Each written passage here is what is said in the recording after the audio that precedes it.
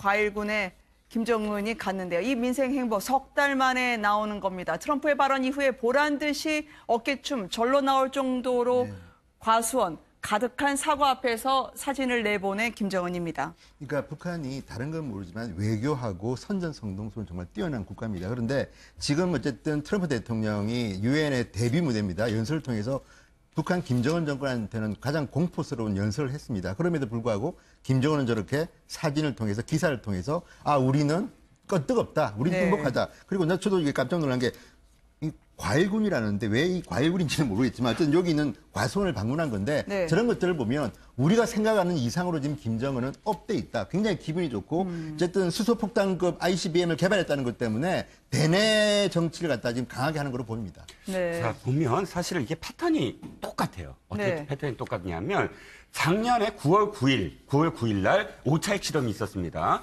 5차 핵실험이 있고 그다음에 13일 날 며칠 후죠. 바로 민생 행보를 해요. 어디로 달려가면 농장으로 달려갑니다. 농장으로 달려가서 이렇게 얘기합니다. 이 새로 육종된 강냉이, 옥수수를 얘기하죠. 강냉이를 보고 너무 기뻐서 막 가슴 시원해서 달려왔다. 오늘 이야기랑 거의 비슷하죠. 무슨 얘기냐면 오늘 이번에도 6차 핵실험 후에 사실 민생 행보를 하는 거거든요. 그러니까 핵실험을 할 때마다 사실은 주민들이 아니 저거 할 돈이 있으면 우리 지금 이렇게 사실 굶주리고 풍부하지 못하는데 핵실험에 대한 불만이 꼭 있거든요. 그러니까 핵실험 끝난 다음에 이어지는 민생 행보는 늘 패턴이 똑같았다는 거죠. 가서 또 위무도 하고 그리고 또 이제 실제로 그런 교육을 계속 주민들한테 얘기하는 게 우리 이제 완성됐다. 이제 곧 우리가 갖고 있는 부를 풀어서 주민들이 배불리 먹여 살릴 수 있게 하겠다라는 그런 민생 행보는 늘 있어온 행보였다. 늘 패턴이 똑같다는 거죠. 국제적으로 압박은 가해지고 있지만 우리 편을 확보하기 위한 작업에 더욱 박차를 가하는 것 같습니다. 말레이시아 왕세자에게는 평양 영공, 마음대로 원하는 대로 왔다 갔다 하셔도 됩니다. 이걸 또 선물이라고 주네요. 그러게 말입니다. 어쨌든 선물일 수 있는 게 지금은 북한을 들어가려면 대개는 이제 베이징을 거쳐서 가야 되는 거거든요. 근데 바로 언제든지 비행기 띄워서 오실 수 있습니다라는 거고 한때 말레이시아 북한이 그래도 굉장히 사이가 좋았던 몇 안 되는 국가 중에 하나인 거고 뭐 무기라든가 이런 거 교류까지도 있었지 않습니까? 그런 측면에서 본다면 뭐 말씀하신 것처럼 북한이 지금 사실 유엔에서도 북한은 거의 왕따를 당하고 있는 상황 아니겠습니까? 거기서 하나라도 더 동맹을 얻어야 된다는 것도 있기도 하고요.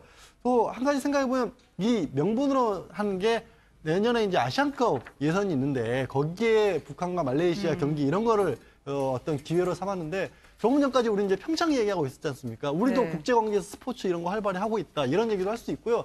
또 조금 더 좀 이제 과장해서 해석을 한다면 일본 같은 경우가 지금 자기네 일본의 영공 1호 미사일이 날아갔다. 이건 도저히 있을 수 없는 일이다. 이런 거 하는데 우리 영공도 내주면서 또 교류하는 국가도 있다. 여러 가지 나름대로는 정치적 메시지를 주고 싶었던 것 같습니다. 짧게 한마디 덧붙이면요. 저거는 다분히 김정남이 어쨌든 쿠알라룸푸르 공항에서 암살된 거 아닙니까? 그래서 말레이시아를 다 달래기 위한 건데요. 저는 이런 의문이 듭니다. 자, 그러면 말레이시아의 왕세자가 이 영공 출입권을 선물로 받고 좋아할까?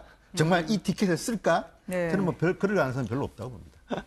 지금 김정은 입장에서는요. 아무리 서울을 타격하지 않는 선에서의 북한의 공격, 군사적 옵션을 미국이 이야기하고 있지만 은신하고 있는 호화별장만 하더라도 수백 개라는 주장이 나왔었습니다.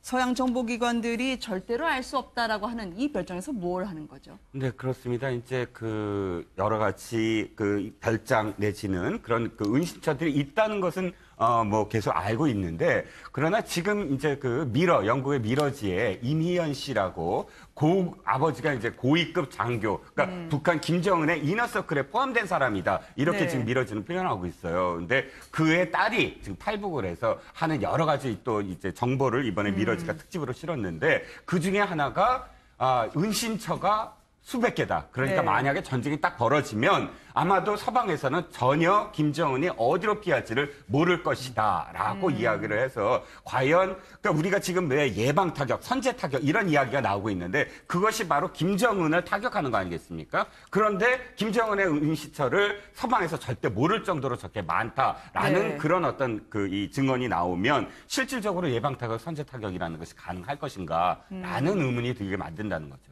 북한을 완전히 파괴하겠다는 트럼프의 맞선 북한의 잇따른 말폭탄 대응이 나오고 있습니다. 개가 짖어도 행렬은 간다.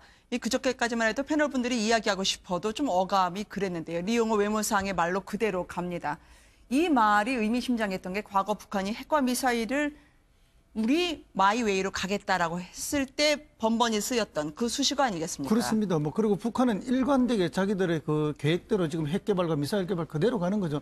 지금 트럼프 대통령이 뭐 굉장히 그 강력한 이야기를 해서 전 네. 세계가 깜짝 놀랄 만한 그런 마치 곧 전쟁이 일어날 것 같은 그런 경고가 있었지만 사실 이제 북한 입장에서는 그건 뭐 구두선일 뿐이다라는 이야기를 하는 거죠. 그리고 우리는 그 신경 쓰지 않고 우리의 길을 간다는 것을 상징적으로 압축해서 한 말이고요. 네. 사실 뭐 국내 정치에서 이 말을 하셨던 분이 또 한 분 계시죠. 홍준표 대표님이 이 말씀을 하셨는데요. 네. 이런 분들의 스타일들은 다 내 갈 길을 내가 알아서 가니 누가 무슨 말을 해도 네. 신경 쓰지 않겠다는 것을 강력하게 표명할 때 사용하는 말들 아니겠습니까? 이런 면에서 보면은 뭐 미국의 경고, 트럼프의 경고는 북한이 지금 뭐 거의 의미 있게 받아들이고 있지 않다 이렇게 보입니다. 서로가 서로에 대해서 이름을 부르지 않습니다. 한쪽은 로켓맨이라고 하고요. 한쪽은 개들이라고 이야기하니까 말입니다. 이렇게 험악했던 분위기는 국정원 블랙리스트와 관련한 여야의 국회 공방으로 이어지고 있습니다. 지금 이 진상위원회 좀 친분 있는 일반인분들만 모신 거 아닌가요? 라고 공격을 했었는데요. 정부 측에서 어떻게 답변을 했을까요? 며칠 전 영상이었지만 꼭 소개해드리고 싶습니다. 함께 보시겠습니다. 일반적으로 국민들이 생각할 때는 야 이렇게 그렇게 그 가까운 분들 갖다 모시고 객관성과 그 공정성이 담보도 안 되고 그것뿐만 아니라 이게 다시 또 다른 적폐청산이 5년 후에는 만들어지는 게 아닌가 이렇게 보고 있습니다. 그래서 그런 부분에 대해서 본 의원이 제안하기는 좀 신중성을 기하고 그 인선을 해주시기를 부탁드리겠습니다. 이미 하시겠습니까? 이미 인선이 끝났습니다. 이미 인선이 다 끝나셨어요. 그러면 이미 활동이 들어간 지가 그렇다. 그리고 나름대로는 시중에 떠도는 이야기를 모아서 예봉을 날리시고자 했던 것 같습니다. 이렇게 항상 이렇게 보다 보면 가슴 졸이게 되는데 이렇게 시원하진 않지만요. 여야에게 다 시사점이 있기만 뭐 할 것 그렇죠. 같습니다만은. 그러니까 이은지 의원은 나름으로서는 이제 도종환 의원도 문화계 인물 인사였었고 저희 문체부 내에서도 이제 국정원에서 하고 있는 블랙리스트 검찰이 하고 있는 수사와 상관없이 별도로 진상조사를 하겠다. 그래서 이제 앞으로 그런 일이 반복하지 않도록 하겠다라는 방침을 세우는데 그걸 네. 하는데 도종환 장관이 뭐 그쪽에 가까운 분들만 모시면 안 되지 않느냐라고 했는데 마지막에 이미 끝났다는 사실을 모르고 저보다 질문을 하시니까 막 소리를 높이셨던 게 좀 흐려져 버리는 그런 상황이 돼버린 거죠. 네. 지금 오늘 나왔던 보도를 보니까 블랙리스트에서는 별별 분이 올라오고 또 화이트리스트에도 이런 분까지 너무나 다양한 분들이 나오던데요. 화이트리스트가 운영이 됐었다. 그러니까 좀 우리 쪽에 우호적으로 이야기를 해주세요라고 본인은 아니었겠지만 이런저런 윤택함을 받으신 분 아니냐라는 분 중에서 최수종 씨가 거론이 돼서 많은 분들이 갸웃한데 본인이 오히려 더 당황해 하시더라고요. 그렇죠. 그러니까 지금 어쨌든 화이트 리스트 그러니까 이명박, 박근혜 정권까지를 다 이야기하는 것 같은데 그중에서 두 명이 지금 거론되고 있습니다. 한 분은 최수종 씨고 L 씨라고 하는 분은 이덕화 씨라고 이제 보도가 되고 있는데 네. 이 두 분에 대한 이야기가 나오는데 최수종 씨의 주한 그겁니다.